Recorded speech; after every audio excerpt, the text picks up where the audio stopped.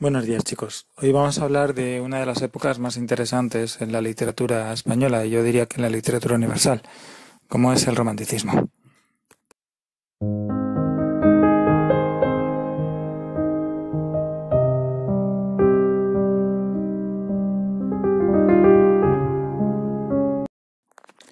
El romanticismo literario es la consecuencia en la literatura del movimiento cultural e incluso político del mismo nombre ocurrido en Europa en la primera mitad del siglo XIX, nacido en gran parte como consecuencia de las guerras contra Napoleón, y que desde un punto de vista filosófico se nutre fundamentalmente del pensamiento de los filósofos y poetas del idealismo alemán, Hegel, Heine, Novalis, Fichte.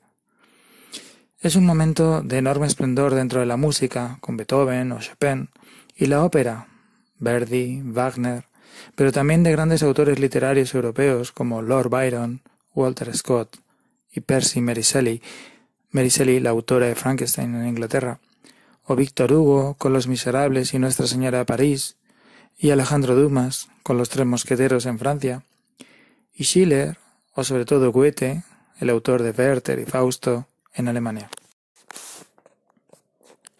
En España, que tenía todas las condiciones favorables para que el romanticismo triunfase rápidamente tras la Guerra de la Independencia, sin embargo la llegada al trono del rey absolutista Fernando VII y la persecución implacable a que se meterán los liberales frenarán su entrada. Habrá que esperar a su muerte para que con la vuelta de estos últimos, de los liberales, triunfe por fin y se consolide con la reina Isabel II.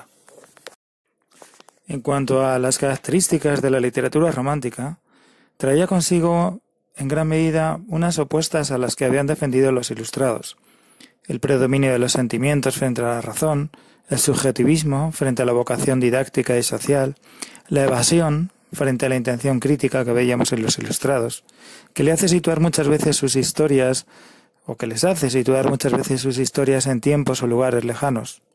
El nacionalismo también, frente a la influencia francesa que les hace mirar hacia sus propias tradiciones. Además, parece fascinarlos una naturaleza desbordante, misteriosa y magnífica, de tempestades, niebla, tormentas, bosques, acantilados, de escenarios nocturnos y a veces tétricos y misteriosos, cementerios, templos en ruinas, etc. Y siempre la libertad, una libertad que buscan con afán personajes que a menudo luchan infructuosamente contra el destino o el azar, y una libertad que también afecta a la forma literaria, a su concepción flexible de los géneros y a su búsqueda incesante de la originalidad, en el polo opuesto a la imitatio neoclásica. En España muchos de estos rasgos entroncaban con lo más genuino de nuestra literatura, especialmente en el teatro, con la huella aún presente del romancero, del teatro del siglo de oro, etc., pero también del pasado andalusí y de ruinas de monasterios y castillos medievales que enamoraron a muchos románticos extranjeros, como se observa en los cuentos de la Alhambra del norteamericano Washington Irving. El éxito conseguido por Martínez de la Rosa con la Conjuración de Venecia en 1834 se considera de hecho el pistoletazo de salida del romanticismo en España.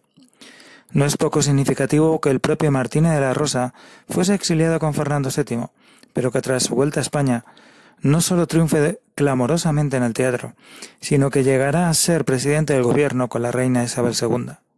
Sin embargo, es justo también indicar que el nuevo movimiento será en España siempre, en palabras del crítico e historiador Ángel del Río, un eco débil del producido en Europa, debido a su carácter eminentemente conservador. Por lo que se refiere al teatro, durante un tiempo el drama romántico convive con algunas muestras aún de comedia neoclásica. Todavía era valorado, por ejemplo, bastante Moratín. Además, el sainete se representa también como fin de fiesta para cerrar los espectáculos. Sin embargo, el teatro puramente romántico va a pretender siempre conmover al público, representar grandes pasiones en el escenario y gustará de la presencia de lo sobrenatural y lo fantástico. Formalmente mezcla géneros, como ocurre magistralmente en el poema dramático El estudiante de Salamanca de Espronceda, aunando el teatro con la poesía, pero también aparecen juntos en muchas obras lo cómico y lo trágico. Además, se innova con estructuras insólitas, como vemos en las dos partes de Don Juan Tenorio de José Zorrilla, con 4 actos la primera y 3 la segunda, frente a los 3 actos clásicos. Se rechazan las 3 unidades dramáticas o aristotélicas de espacio, tiempo y acción, y se utiliza el verso en vez de la prosa, y además con gran libertad.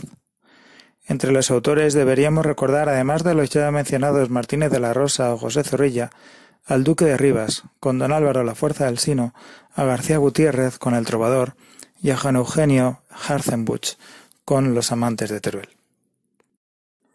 Por lo que se refiere a la prosa, nos encontramos con 3 modalidades que deben reseñarse. El cuadro de costumbres, que dará lugar al llamado costumbrismo, la novela histórica y el artículo periodístico. El primero de ellos se va a caracterizar por intentar reflejar normalmente en la prensa escenas de la época, retratos desenfadados de lo más pintoresco de la sociedad. Así eran mesoneros romanos en Madrid, con sus escenas matritenses, y Estebáñez Calderón en Andalucía, con sus escenas andaluzas. Por su parte, la novela histórica alcanzará altas cotas de popularidad. El propio Walter Scott fue traducido 80 veces al español entre 1825 y 1851. Eran relatos situados frecuentemente en la Edad Media, como El Señor de Membibre, de Gil y Carrasco, Enrique Gil y Carrasco, o El Doncel, de Don Enrique el Doliente, de Mariano José de Larra. Las famosas leyendas de Bécquer, sin ser propiamente novela, podrían situarse también en el ámbito de este género. Pero tampoco podemos olvidar, como os decía, la prosa periodística, sobre todo por la presencia de uno de nuestros grandes autores románticos, el ya citado Mariano José de Larra. También extraordinario novelista y dramaturgo, Larra se hará popular sobre todo por sus artículos, en los que refleja siempre un espíritu profundamente romántico, de extremada sensibilidad y un pensamiento sorprendentemente moderno. Tras su trágica muerte, se suicidó delante de su amante Dolores Armijo y de la hija de esta, cuando ella le comunicó que quería dejar la relación. Su entierro fue seguido de forma multitudinaria en Madrid. Es conocido ya que, junto al ataúd, Zorrilla se hizo aquí famoso al recitar unos versos improvisados en homenaje al escritor. Pero es sin duda la poesía, sin embargo, el género romántico por excelencia, el que mejor se adecuaba para dar cauce a la expresión romántica, aunque el estilo un tanto declamatorio y retórico de aquellos años hace que hoy la sintamos como artificiosa y a menudo superficial. En todo caso, será Espronceda el poeta más representativo de la época, el que mejor encaja con el perfil del poeta romántico. Vehemente, impetuoso, arrebatado, ello explica su compromiso político, que le llevará al exilio y también a ser diputado, pero igualmente será ese carácter lo que le haga protagonizar algunos de los escándalos más comentados de la época, como el rapto de su amada Teresa Mancha.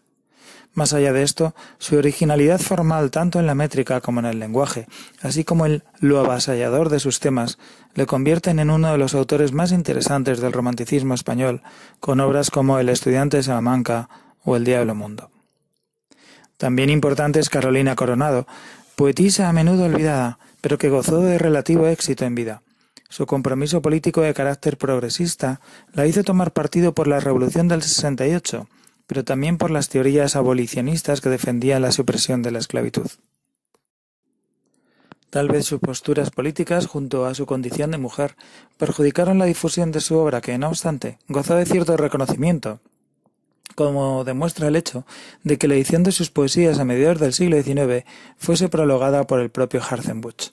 Sufría catalepsia, y por ello destaca en su obra la preocupación por la muerte y por la falsa muerte.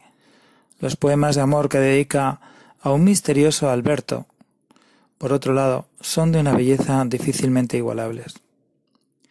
Sin embargo, las voces poéticas más importantes van a aparecer cuando el romanticismo ya ha acabado y en España triunfa el realismo. Gustavo Adolfo Bécquer y Rosalía de Castro, principales representantes del posromanticismo o de un romanticismo tardío. Ambos vivieron una vida marcada por el dolor y la tristeza, que en el caso además del poeta sevillano quedará cegada por la enfermedad más temida de la época, la tuberculosis. Bécquer es considerado hoy nuestro primer poeta moderno y es sin duda el poeta más leído en nuestra lengua. Las rimas, de 1871, sin embargo, no fueron apenas conocidas en su época y se publicaron póstumas tras el intento fallido del propio autor por publicarlas unos años antes con el título de El libro de los gorriones. Se trata de una poesía exquisita y de una delicada sensualidad que supera de largo los mejores hallazgos de la poesía romántica. En su obra son también inolvidables las famosas leyendas, publicadas la mayoría de ellas en revistas de la época. Por su parte, la poesía de Rosalía va a enlazar con un momento de recuperación de las letras gallegas conocido como Rexurdimento.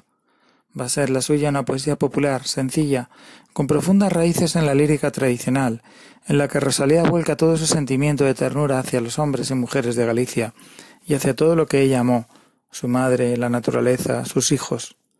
Cantares galegos y Follas novas, hojas nuevas, en castellano, ambas obras en gallego, la convertirán así en la bandera de Galicia. Sin embargo, En las orillas del Sar, su último libro, escrito ahora en castellano, se mirará hacia adentro y dejará, poco antes de su muerte, una poesía intimista, sincera y plegada a su propia interioridad. Como movimiento literario, el romanticismo en España podría considerarse acabado con la publicación en 1849 de La Gaviota, de Fernán Caballero. Es el comienzo del realismo.